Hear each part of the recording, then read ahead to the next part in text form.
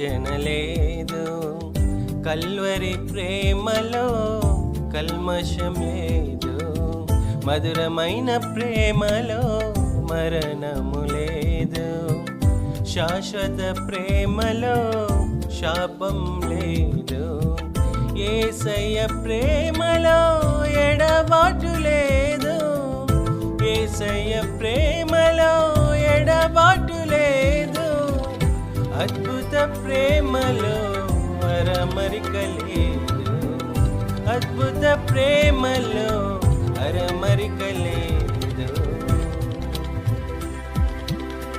విలువైన ప్రేమలో వంచన లేదు, కల్వరి ప్రేమలో కల్మషం లేదు.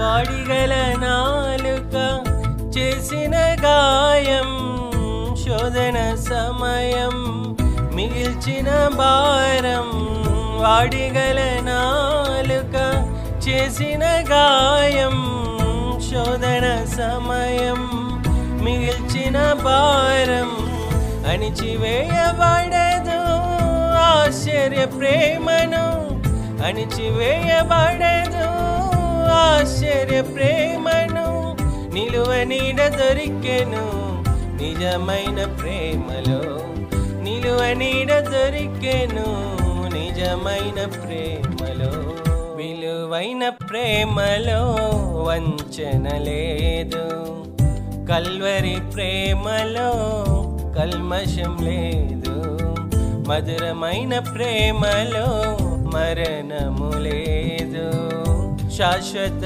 ప్రేమలో శాపం లేదు.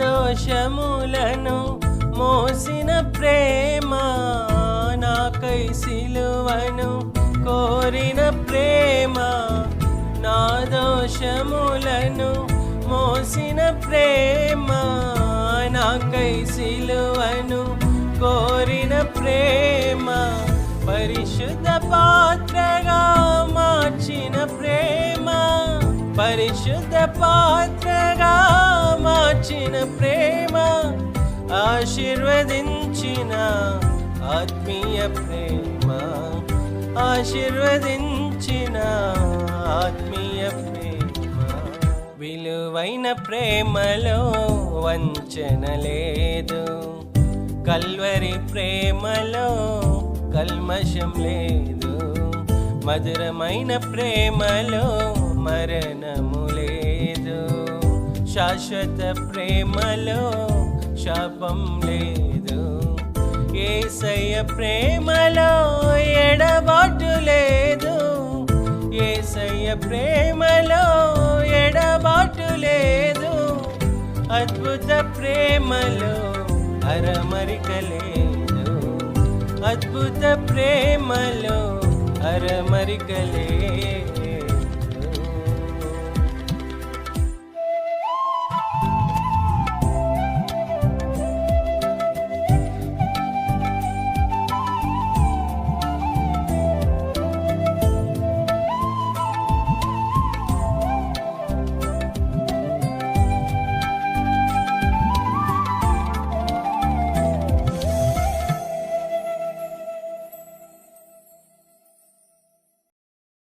ప్రేమించు కాపురి జీవించు సంఘమని సహవాసపు ఆదివారపు కార్యక్రమం ఎదుకొచ్చున్నాం. వీక్షితులందరికీ యేసు నామమున వందనములు. ప్రార్థనతో ప్రారంభిస్తాము. మహాపరిశుద్ధుడు అయిన తండ్రి, కృపగలిగిన దేవా, ఈ సాయంకాలం మందు నీ వాక్యము ద్వారా నన్ను మమ్మల్ని దర్శించుము, నాతో మాతో మాట్లాడు. ఈ దినములు మాకు ఇస్తున్నందుకు మీకు స్తోత్రములు. ఉదయకాలం కూడా తండ్రి నీ సేవకుని వాడుకున్నావు, నీకు స్తోత్రములు. నువ్వు చేస్తున్న కార్యములు ఎంత ఆశ్చర్యకరములు, వాటిని బట్టి నేను ఎంతగానో మేము స్తుతించాలి. స్తుతించే హృదయం మాకు దయచేయము.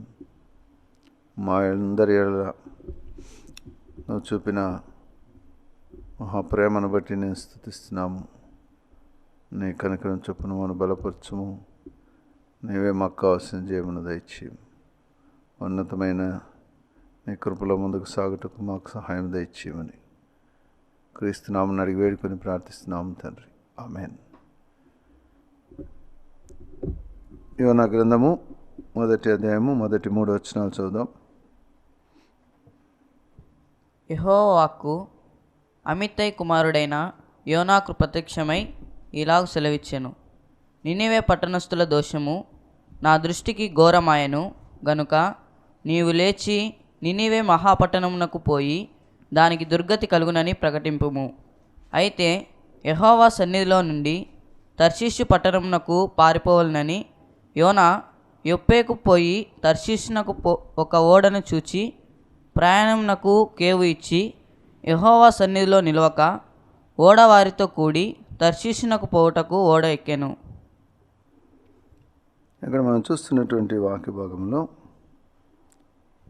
యోనా ప్రవక్త, ఆయన గురించి 2వ రాజుల గ్రంథం 14వ అధ్యాయం 25వ వచనంలో చెప్పబడినది. ప్రవక్త అయినటువంటి యోనా తన జీవితంను బట్టి మనకొక మంచి పాఠం నేర్పిస్తూ ఉన్నాడు. ఏంటంటే, ఆయన ప్రవక్త అయిన దేవుని వాక్కు విని జనులకు తెలియచేసేవాడైన అతడు ఒక దేవునికి సాక్షి అయినటువంటి జీవితము కలిగిన వాడైన ఆయన దేవుని యొక్క మాటను తృణీకరించి దేవుని సన్నిధి నుంచి దూరంగా వెళ్ళిపోవటం అనేది మనం చూస్తూ ఉన్నాం. అది మనుషుల యొక్క అవిధేయమైనటువంటి జీవితం గురించి పోల్చబడుతూ ఉన్నది.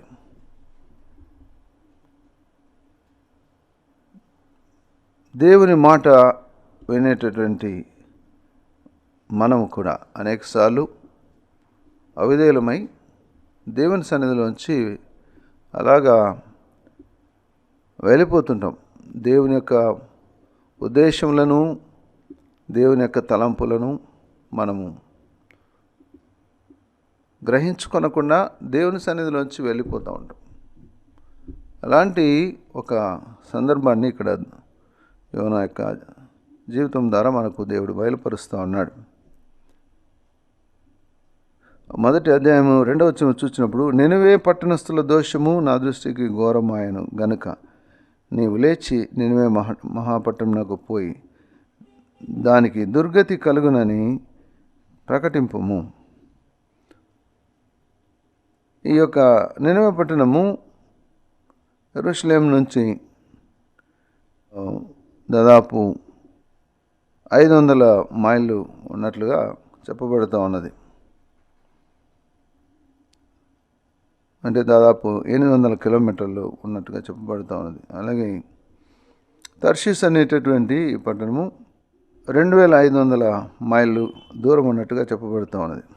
అంటే దాదాపు 4000 కిలోమీటర్లు దూరం. ఒకరు దేవుని యొద్ద నుంచి వెళ్ళిపోవాలనుకుంటే, దేవునికి అవిధేయత చూపిస్తే ఎంత దూరం అనేది దేవునికి మనిషికి ఉంటుందో మనిషి యొక్క జీవితమునకు ఉంటుందో ఇక్కడ చెప్పబడుతూ ఉన్నది. మనము దేవుని మాట వినకుండా ఉండేటటువంటి జీవితము అది ఎంత దూరపరుస్తుందో దేవునికి మనకు. అలాంటి జీవితమును ఇక్కడ యోనా యొక్క నడవడిక ద్వారా దేవుడు చూపిస్తూ ఉన్నాడు. మనము దేవుని యొక్క ఉద్దేశములను, దేవుని యొక్క మాటను గ్రహించుకొనకుండా మనం వెళ్ళిపోయినప్పుడు అది ప్రభువును తిరిగి కలుసుకోలేనటువంటి ఒక జీవితం. ప్రభు యొక్క ఉద్దేశము నినవే పట్టణము, అయితే యోనా యొక్క ఉద్దేశము తర్షీసు పట్టణం. మనుషులు దేవునికి అవిధేయులై అలాగ జీవిస్తూ ప్రభువు నిత్యత్వానికి రమ్మని కోరుకుంటూ ఉంటే, నిత్యంతో ప్రయాణాన్ని సాగించమని చెప్తుంటే, మనుషులు వారి యొక్క జీవితపు వ్యర్థత్వం ద్వారా ఎక్కడ వెళ్ళిపోతున్నారు? అగాధ స్థలములకు. అది ఎన్నడూ తిరిగి రాలేనటువంటి ఒక దూరమైన ప్రాంతం. అలాగే యోనా యొక్క జీవితపు తలంపులు కూడా అలాగనే మనకు కనపడుతూ ఉన్నాయి. దేవుని మాటను వినలేనటువంటి ఒక వ్యక్తి యొక్క జీవితము అలాగా ఉంటుందని ఇక్కడ వాక్యం ద్వారా మనం చూస్తూ ఉన్నాం. మనము దేవుని మాటను విననప్పుడు, దేవుని మాటకు లోబడినప్పుడు మన జీవితంలో అలాగే తిరిగి ఎన్నటికీ రాలేనటువంటి ఒక నిత్య నరకపు శిక్షలోకి వెళ్ళిపోతాం. దేవుడు చెప్పినటువంటి నినవే పట్టణమునకు తర్షీసు పట్టణము ఎదురెదురుగా ఉన్నాయంట. అలాగా దేవుని యొక్క ఉద్దేశములను కాలదనేటటువంటి ప్రతి ఒక్క వ్యక్తి వారి జీవితంలో ప్రభు యొక్క ఉద్దేశములను, ప్రభు యొక్క మాటను, ప్రభు యొక్క తలంపులను నెరవేరపరిచే వ్యక్తులుగా ఉంటారు. ఈనాడు ప్రభు యొక్క సువార్త మనకు ప్రకటించబడుతున్న నిత్యత్వమును గుర్చినటువంటి ఆశ కానీ, ప్రభువుకు లోబడము కానీ, ప్రభు వాక్యమునకు లోబడము కానీ, ప్రభు మాట చేత వారి జీవితంలో మార్చుకొనాలనేటటువంటి ఒక ఉద్దేశము కానీ అనేకుల్లో మనం చూడలేకపోతున్నాం. ఎందుకంటే దేవునికి దూరముగా నడిచేటటువంటి ఒక మనస్సు. మన తలంపులు ఎప్పుడు ప్రభు యొక్క ఉద్దేశములకు వ్యతిరేకంగానే ఉంటాయి. అలాంటి వ్యతిరేకమైన తలంపులను ఇక్కడ యోనా యొక్క జీవితంలో చూస్తున్నాం. ఆయన ప్రవక్త కానీ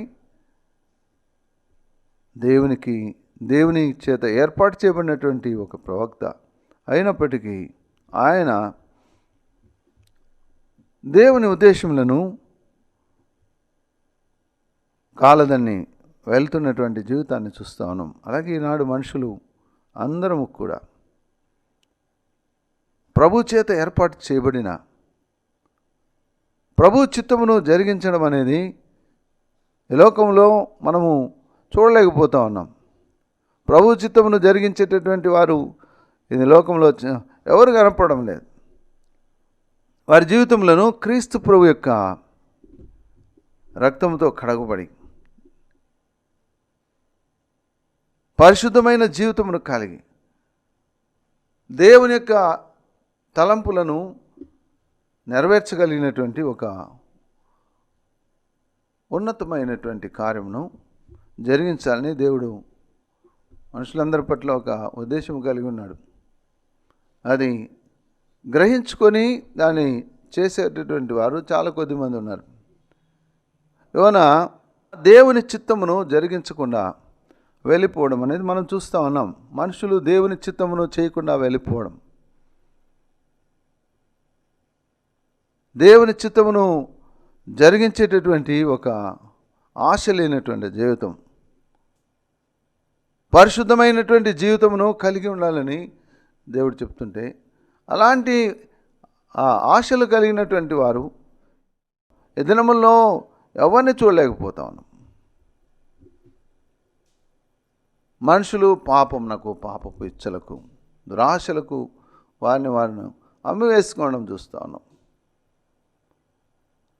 భేదమేమి లేదు, ఏ భేదం లేదు, చిన్న లేదు, పెద్ద లేదు, మధ్య వయస్కులు లేదు, ముసలివారు లేదు. మెలిగ్రామ్ గారు 90 పైచిలకు వయసులో ఆయన ప్రార్థన చేస్తూ ఉన్నాడంట. నేను పాపము నాలో ప్రవేశించకుండా నన్ను కాపాడము ప్రభువా అని. ఎంత జాగ్రత్తగా ఉన్నాడు.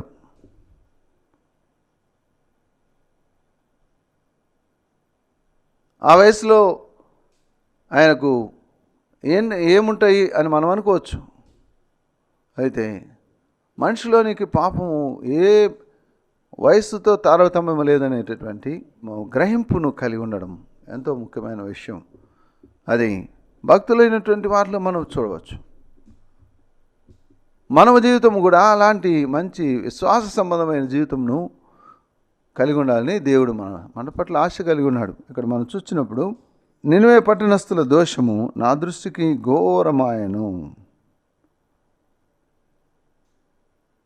నినివే పట్టణస్థుల దోషము నా దృష్టికి ఘోరమైనది. అది ఎంత ఘోరమైనదంటే ఎజ్రా గ్రంథము 9వ అధ్యాయము 6వ వచనం చూసినప్పుడు మనుషుల యొక్క పాపము ఎంత ఘోరంగా దేవుని దృష్టిలో కనపడుతుంటుందో మనం చూడవచ్చు. ఎందుకంటే ఈ యొక్క నినివే పట్టణస్థులు ఎంతో అపవిత్రమైన జీవితము, విగ్రహారాధన సంబంధమైనటువంటి జీవితము ద్వారా ఎంతో అపవిత్రమైన జీవితము. అంతేకాదు వారిలో ఎంతో క్రూరత్వాన్ని దేవుడు చూచినంట. ఎందుకంటే అక్కడ పట్టబడినటువంటి వార్ ప్రిజనర్స్ అంటే యుద్ధ ఖైదీలను ఎంతో హింసించేవారంట. అది దేవుని దృష్టికి ఎంతో ఘోరమైనదిగా కనిపించింది. అందుకే ఎజ్రా గ్రంథంలో ఒక మాట చెప్పబడుతూ ఉన్నది, నా దేవా నా దేవా నా దేవా నా దేవా నా ముఖము నీ వైపు ఎత్తుకొనుటకు సిగ్గుపడి కిన్నుడనై ఉన్నాను. మా దోషములు మా తలలకు పైగా హెచ్చి ఉన్నవి, మా అపరాధము ఆకాశమంత ఎత్తుగా పెరిగి ఉన్నది.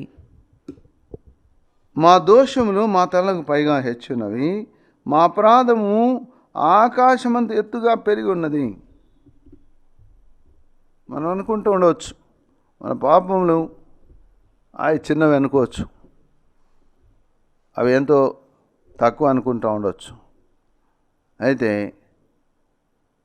ఎజ్రా తన పితరుల యొక్క పాపమును గురించి ఒప్పుకునేటప్పుడు వారితో పాటు కలుపుకొని చెప్తా ఉన్నాడు, మా దోషములు ఆకాశమంత ఎత్తైనవి. చాలామందికి గ్రహింపు ఉండదు వారు చేసేటువంటి దోషములు, పాపములు అవి ఎంత, అది దాని క్వాంటిటీ అనేది తెలియదు. నేను మారుమనసు పొందిన కొత్తలో కొన్ని ఒప్పుకున్నాను, నాకు కొన్ని గ్రహింపు ఉన్నాయి. దేవుడు కృప ద్వారా నన్ను రక్షించినాడు. అయితే దినములు గడిచే కొద్దీ నా జీవితము ఎంత పాప సంబంధమైనటువంటి జీవితముగా నా గత జీవితం ఉన్నదో నేను గ్రహించుకుంటకు దేవుడు నాకు సహాయం చేసినాడు. తర్వాత నన్ను నేను తలుచుకుంటే దేవుడు నా బాల్య పాపములను జ్ఞాపకం చేస్తూ ఉన్నాడు. అందుకోసమే దావీదు తన కీర్తనలో చెప్తా ఉన్నాడు, నా బాల్య పాపములను జ్ఞాపకం చేసుకొనకము. కీర్తన గ్రంథంలో ఒక మాట ఉన్నది, కీర్తన గ్రంథం 25వ అధ్యాయము 7వ వచనంలో చూసినప్పుడు, నా బాల్య పాపములను నా అతిక్రమములను జ్ఞాపకం చేసుకొనుకుము. యెహోవా నీ కృపను బట్టి నీ దయ చొప్పున నన్ను జ్ఞాపకంలో ఉంచుకొనుము. చూసారా, ఇక్కడ దావీదు మహారాజు తన జీవితమును పరీక్షించుకున్నప్పుడు ఆయన బాల్యంలో కూడా అతనికి అతిక్రమలు ఉన్నాయి అనేటటువంటి విషయము తెలిసిపోతూ ఉన్నది. కాబట్టి మన బాల్యం నుండి పాపం అనేది మనలో ప్రవేశించి ఉంటుంది. అది మనకు గ్రహింపు ఉండదు. అందుకే ఎజ్రా ప్రార్థన చేసేటప్పుడు వాళ్ళ పితరుల యొక్క దోషం నుంచి ప్రార్థన చేసేటప్పుడు ఎంత జాగ్రత్తగా ప్రార్థన చేస్తూ ఉన్నాడు. అది ఎంత ఎత్తుగా ఉన్నాయో మనకు తెలియదు. మన యొక్క ఆకాశం ఉన్నంతగా ఉన్నాయేమో మనకు తెలియదు. దేవుని సన్నిధిలోకి వెళ్ళిపోయేంత ఘోరమైనటువంటి పాపములు మన జీవితంలో ఉన్నాయేమో. మనం అనుకోవచ్చు, నేను ఏం చేయలేదులే, ఒక అబద్ధమే ఆడానులే, లేకపోతే ఒక మోసకరమైన కార్యమే చేశానులే, లేకపోతే ఒక దేవునికి వ్యతిరేకంగా ఒక మాట మాట్లాడానులే, అంతే అనుకుంటుంటాం. కానీ మనము ఎంత దేవుని దృష్టిలో మన పాపములు ఎంత ఎత్తుగా ఉన్నాయో తెలియదు. అయితే ప్రభు వాటి విషయంలో ఈ గ్రంథం ద్వారా ఒక మంచి సత్యాన్ని బయలుపరుస్తూ ఉన్నాడు. అవి మన పాపములు ఎంత ఎత్తైనవైనా వాటిని అన్నిటినీ క్షమించగలిగేటటువంటి ప్రభువు మనకున్నాడు. ఆయన మన కోసము ప్రాయశ్చిత్తము చేసినాడు. ఆయన ద్వారానే మనకు విమోచన ఉన్నది అనేటటువంటి ఒక విశ్వాస సత్యమును యొక్క యోనా గ్రంథం ద్వారా మనకు తెలియపరుస్తూ ఉన్నాడు. మొదటి అధ్యాయంలోనే ఆ మాట చూడవచ్చు.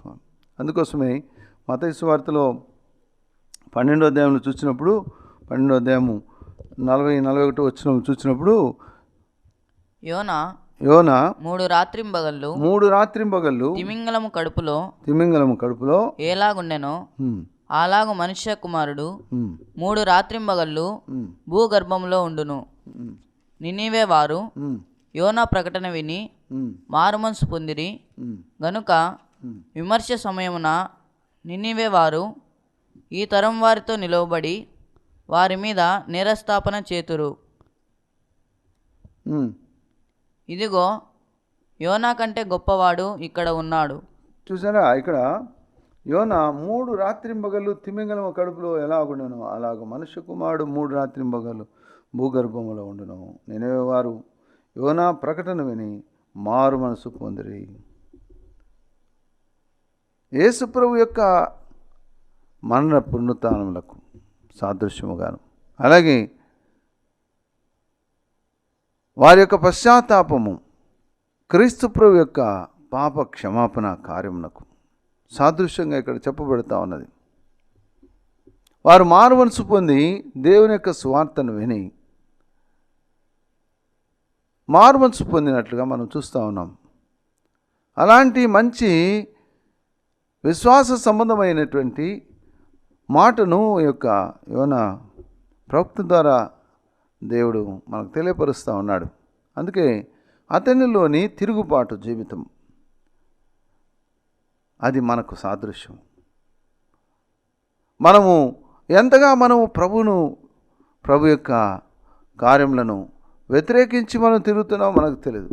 మన ఫిలిప్పీలు రాసిన పత్రికలో చూసినప్పుడు అనేకులు క్రీస్తు ప్రభు యొక్క శిలువకు వ్యతిరేక్తముగా నడుచుకొనుచున్నారనే మాట ఉన్నది. ఫిలిప్పీలు రాసిన పత్రిక 3వ అధ్యాయం 18వ వచనం. అనేకులు క్రీస్తు శిలువకు శత్రువులుగా నడుచుకొనుచున్నారు. వీరిని గూర్చి మీతో అనేక పర్యాయములు చెప్పి ఇప్పుడును ఏడ్చుచూ చెప్పుచున్నాను. చాలు. అనేకులు క్రీస్తు శిలువకు శత్రువులుగా నడుచుకొనుచున్నారు. దేవుని యొక్క శిలువ కార్యము మనకు విమోచన సత్యమును తెలియపరిచిన ఇప్పటికీ ఎంతమంది ఆ వాక్యమును అంగీకరించకుండా ప్రభు యొక్క శిలువను కూర్చున్నటువంటి గ్రహింపులేక రాకుండా మారు మనసు రక్షణ పొందకుండా ప్రభువుకు దూరంగా ఉన్నారో అలాంటి వారందరినీ బట్టి వారు శత్రువులుగా నడుచుకొనుచున్నారని చెప్పబడుతూ ఉన్నది. అది మన జీవితము ఎంత ప్రభువును దుఃఖపెడుతున్నదో కూడా చెప్పబడుతాం. ఏడ్చుచూ చెప్పుచున్నాను. కాబట్టి మనము చేసేటటువంటి అతిక్రమము దేవుని దుఃఖితునిగా చేసేటటువంటి కార్యం. ఇక్కడ మనం చూసినప్పుడు యోనా తన దేవుని సన్నిధిలోంచి వెళ్ళిపోయి దూరంగా వెళ్ళిపోయినటువంటి ఒక సందర్భాన్ని చూస్తూ ఉన్నాం. ఆ మాట 3వ అధ్యాయంలో చూసినప్పుడు, అయితే యెహోవా సన్నిధిలోండి తర్షీసు పట్టణమునకు పారిపోనని యోనా యొప్పోకు పోయి తర్షీసునకు ఒక ఓడను చూచి ప్రయాణమునకు కేవు ఇచ్చి యెహోవా సన్నిధిలో నిలువక, దేవుని సన్నిధిలో నిలవకుండా వెళ్ళిపోయేటటువంటి జీవితాన్ని ఇక్కడ మనం చూస్తూ ఉన్నాం. అలాగే అనేకులు దేవుని యొక్క సన్నిధి నుంచి దూరంగా వెళ్ళిపోతూ ఉంటారు. దేవుని మాట వినపడుతున్నా వెళ్ళిపోతూ ఉంటారు. దేవుడు పిలుస్తున్నా నువ్వు పాపం చేస్తున్నావు, లేకపోతే పాపంలో పడబోతున్నావు, లేకపోతే దేవుని యొక్క ఉద్దేశంలో నువ్వు కాలుదంతున్నావు అని చెప్పినా కూడా దాన్ని వినకుండా వెళ్ళిపోతూ ఉంటారు. అలాంటి వాడు మనము ఆదికాండము 4వ అధ్యాయము 16వ వచనంలో చూడవచ్చు. కయీను అనేటటువంటి ఆ వ్యక్తి ఆదాము అవ్వలకు జన్మించినటువంటి మొట్టమొదటి కుమారుడు. ఎంత దేవునికి దూరముగా పారిపోటకు తాను నిశ్చయించుకున్నాడు. దేవుని వాక్యము అతనికి వినపడుతున్నా దూరంగా వెళ్ళిపోవడం. అలాగా కయీను తన జీవితంలో దేవుని సన్నిధిలోంచి దూరంగా వెళ్ళిపోతూ ఉన్నాడు. దేవుని మాట వినకుండా వెళ్ళిపోవడం. అనేకులు దేవుని మాట వినకపోవటం అనేది అది ఎంత ఘోరమైనటువంటి తప్పిదమో వారికి తెలియదు.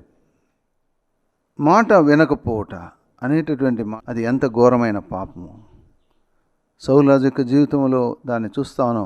మాట వినకపోవట అనేటటువంటి మాట మనము 1 సమూయేలు 15వ అధ్యాయంలో మనం చూసినప్పుడు, 1 సమూయేలు గ్రంథం 15వ అధ్యాయం 11వ వచనం.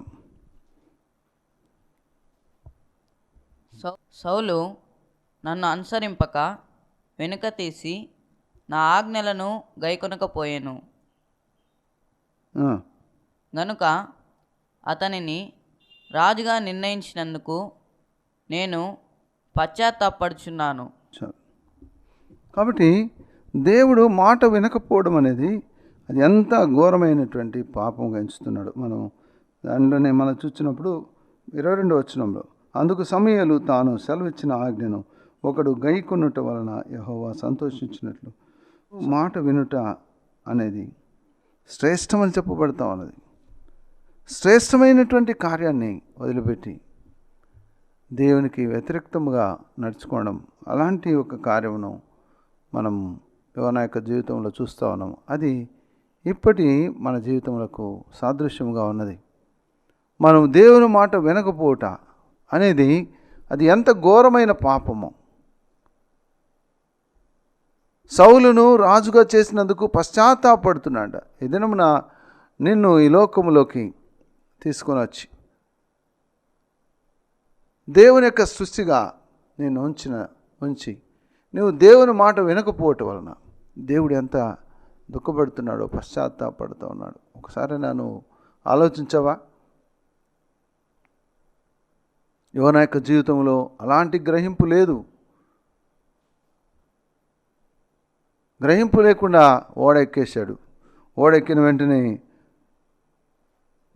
అతని జీవితంలో ఒక గొప్ప తుఫాను చూస్తాను. మనము 4వ వచనంలో చూసినప్పుడు, అయితే యెహోవా సముద్రం మీద పెద్ద గాలి పుట్టింపగా సముద్రమందు గొప్ప తుఫాను రేగి ఓడబద్దలైపోవు గతి వచ్చును. అనేకుల జీవితములు అలాగా బ్రద్దలైపోయేటటువంటి జీవితములు.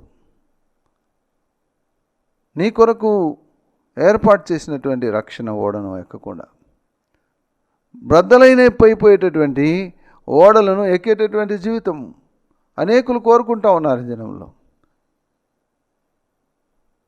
యోనా యొక్క జీవితము మనకు సాదృశ్యముగా ఉన్నది.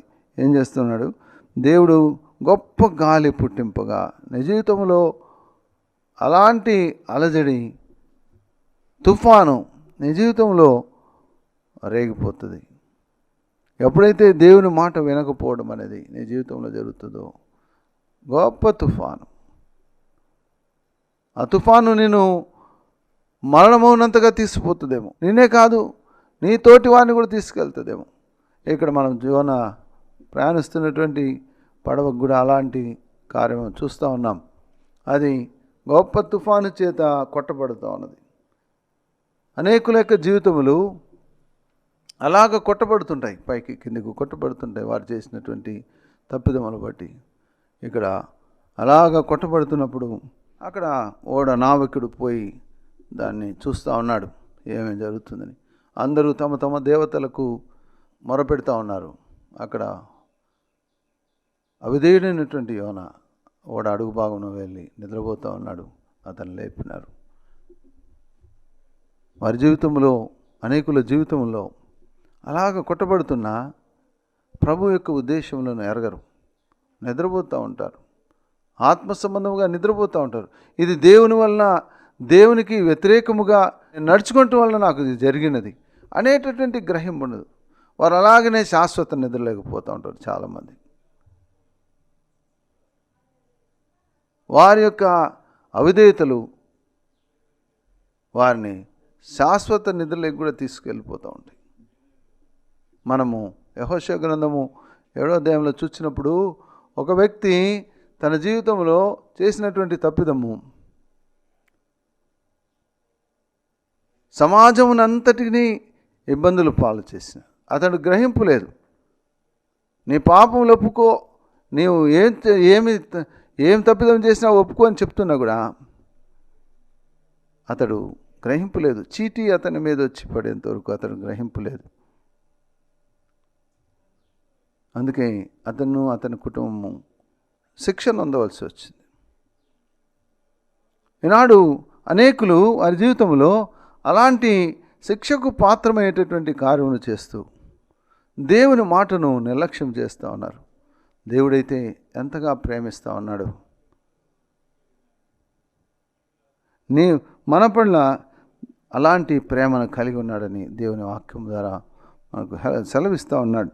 ఇక్కడ అదే మొదటి అధ్యాయంలో దేవుడు తెలుపుతూ ఉన్నాడు. ఇక్కడ యోనాతో మాట్లాడుతున్నటువంటి నావికుడు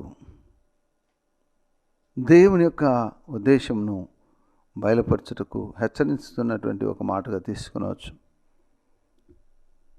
మనము బేరు కుమారుడైనటువంటి బిలాము తన జీవితంలో దేవునికి వ్యతిరేక్తంగా నడుచుకుంటున్నప్పుడు దేవుడు పశువైనటువంటి గాడితో మాట్లాడవలసి వచ్చింది. అలాగే ఇక్కడ ఓడ నావికునితో మాట్లాడుతున్నాడు. మాట్లాడినప్పుడు ఆయన అప్పటికి కూడా గ్రహింపు లేదు. దాన్ని చూసినప్పుడు చీటీ అతని మీద పడెను అనే మాట ఉంది. చీటీ అతని మీద పడినప్పుడు అప్పుడు తన గురించి చెప్తా ఉన్నాడు. చాలామంది వారి యొక్క తప్పిదములు కూర్చి శిక్షలోకి వచ్చేంత వరకు వారికి గ్రహింపు ఉండదు. దేవుని వాక్యమునకు విధేయత చూపించాలనే మనసు ఉండదు. వారు శిక్షకు పాత్రలయ్యేటప్పుడు అప్పుడు వారు గ్రహింపు అవుతూ ఉంటుంది. అప్పుడు ఎంత మొత్తుకున్నా వారి జీవితము ఎక్కడికి వెళ్తుందో మనకు తెలియదు. కొందరు వారి పాపము గ్రహింపు అనేది కలిగిన దేవుడు వారిని హెచ్చరించిన దాని నుంచి బయటకు వచ్చి దానికి ఇష్టపడరు. వాళ్ళు అలాగనే ఆ పాపంలోనే జీవించి దానికి ఇష్టపడుతుంటారు. అయితే ఇక్కడ యోనా యొక్క జీవితము ఇక్కడ మన ఏం తెలియపరుస్తూ ఉన్నదంటే, తన తప్పిదము తెలియపరిచినప్పుడు నేను దీనికి కారకుడను కాబట్టి నన్ను ఎత్తి ఈ సముద్రంలో పడవేయండి అంటే తనను తాను ఆ శిక్షకు పాత్రుడుగా ఎంచుకొని, ఈ మరణకరమైనటువంటి పాపము నేనే చేశాను కాబట్టి నన్ను ఎత్తి ఈ యొక్క సముద్రంలో పడవేయండి. నేను దేవునికి వ్యతిరేకముగా చేసినటువంటి కార్యము ఇది అనేకులకు మరణమునకు దగ్గరగా తీసిపోయేదానికి కారణమైంది కాబట్టి నన్ను ఎత్తి ఈ సముద్రంలో పడవేయండి అని తనను తాను గురించి చెప్తా ఉన్నాడు. ఆ మాటను 12వ వచనంలో మనం చూడవచ్చు. మొదటి అధ్యాయంలో, మేము నీకేమి చేయవలనని అతన్ని అడగగా, యోనా నన్ను బట్టియే ఈ గొప్ప తుఫాను మీ మీదికి వచ్చెనని నాకు తెలిసి ఉన్నది. నన్ను ఎత్తి సముద్రంలో పడవేయుడి, అప్పుడు సముద్రము మీ మీదికి రాకుండా నిమ్మలించునని అతడు వారితో చెప్పినను. అప్పుడు గ్రహింపోయి ఆయన చెప్తున్నప్పుడు అయితే వారు ఏం చేస్తున్నారు? వారు ఏం చేస్తున్నారు? వారి సొంత ప్రయత్నాలు చేస్తూ ఉన్నారు. అనేకులు వారి యొక్క సొంత ప్రయత్నాలు చేస్తూ ఉంటారు. వారి జీవితంలో వారికి ఉన్నటువంటి క్లిష్ట పరిస్థితులు కారణమైనటువంటి దాన్ని గురించి దేవుడు మాట్లాడుతున్నా దేవుని యొక్క ఉద్దేశములను నెరవేర్చేటటువంటి కార్యములను వారు దేవుని యొద్దకు వచ్చి దాని యొక్క పరిష్కారము వెతికేటటువంటి మనసు వారిలో లేకుండా ఉంటుంది. వాళ్ళు వారు సొంత ప్రయత్నం చేస్తూ ఉన్నారు. చేస్తున్నప్పుడు ఆయన మళ్ళా చెప్పినప్పుడు ఆయన్ను సముద్రంలో పడవేసినారు. యోనా తన జీవితం ద్వారా మొదటిది అవిధేయత, మనుషుల యొక్క అవిధేయతను గురించి చెప్పబడుతూ ఉన్నది. అతిక్రమం గురించి చెప్పబడుతూ ఉన్నది. దానికి శిక్ష గురించి చెప్పబడుతూ ఉన్నది. అయితే తిరిగి యోనా యొక్క జీవితము తనను తాను ఆ శిక్షకు తానే పాత్రులను అనేటటువంటి విషయాన్ని ఇక్కడ బయలుపరుస్తాం. ఇక్కడ యేసుప్రభు ఈ లోకంలోకి వచ్చి తనను తాను తగ్గించుకొని లోక పాపములన్నిటి నిమిత్తము శిక్షనుంది మన కొరకు పరిహారం చెల్లించినటువంటి ఆ యొక్క సాదృశ్యాన్ని చెప్పబడుతూ ఉన్నది. అందుకే మత్తయి సువార్తలో యోనా కంటే సాదృశ్యం మీకు ఏమి కావాలి, సూచక క్రియ ఏమి కావాలి అంటున్నాడు. అలాగే నేను కూడా 3 దినములు భూగర్భంలో ఉండబోతున్నాను, సమాధిలో ఉండబోతున్నాను, తర్వాత తిరిగి లేస్తాను అని ప్రభు ఆడ సాదృశ్యం చెప్పినటువంటి సాదృశ్యాన్ని మనం చూడవచ్చు. అలాగే ఇక్కడ యోనా జీవితము మన జీవితములకు అనేకమైనటువంటి సాదృశ్యాలను తెలుపుతూ ఉన్నది. అయితే క్రీస్తు ప్రభువే మనందరి యొక్క పాపములకు పరిష్కారం చేయగలిగినటువంటి వాడుగా మన ముందు ఉన్నాడు. మరి అలాంటి క్రీస్తు ప్రభువును మనము హత్తుకొని ప్రభు యొక్క కృప ద్వారా మనం విమోచించబడడం అనేది ప్రభు మనకు ఎదురున మనతో హెచ్చరిస్తూ ఉన్నాడు. ఆయన చేసినటువంటి ఆ ప్రాయశ్చితము ద్వారా మనకు విమోచన కార్యం. కాబట్టి మనము అలాంటి విమోచన కార్యము మన పాపం నుండి మనం విమోచించుటకు చేసినటువంటి గొప్ప సాదృశ్యముగా ఉన్నది. అలాగే ఈ నినవే పట్టణస్థులు సువార్తను విని పశ్చాత్తాపడి వారు మారుమనసు పొందుట అనేది ఈ నినవే పట్టణస్థులు యోనా యొక్క సువార్తను విని వారు మార్పు చెందుటకు సాదృశ్యంగా ఉంది. ఈ దినము దేవుని వాక్యమునకు అవిధేయత చూపేవారు కాకుండా ప్రభు యొక్క ఉద్దేశములను ఎరిగి ప్రభు యొక్క కృపను వచ్చినటువంటి సత్యము చేత మనము విమోచించబడి ప్రభు అందించబోయే నిత్యమైన ఆశీర్వాదముకు మనము సిద్ధపరచుకోవాలని గ్రంథం ద్వారా దేవుడు మనకు బయలుపరుస్తూ ఉన్నాడు. అది యోనా యొక్క జీవితము ద్వారా మనకు బయలుపరుస్తూ ఉన్నాడు. కాబట్టి మన జీవితము ఎక్కడ ప్రభువుకు వ్యతిరేకముగా ఉన్నదో, దేవుని యొక్క సువార్తకు ఇంకా లోబడకుండా మనము ఎన్ని తలంపుల చేత మనము దేవునికి దూరస్తులుగా ఉన్నామో దాన్ని గ్రహించుకొని పశ్చాత్తాపముతో ప్రభు సన్నిధికి రావడం అనేది ఎంతో దేవుడు ఆశించేటటువంటి కార్యము.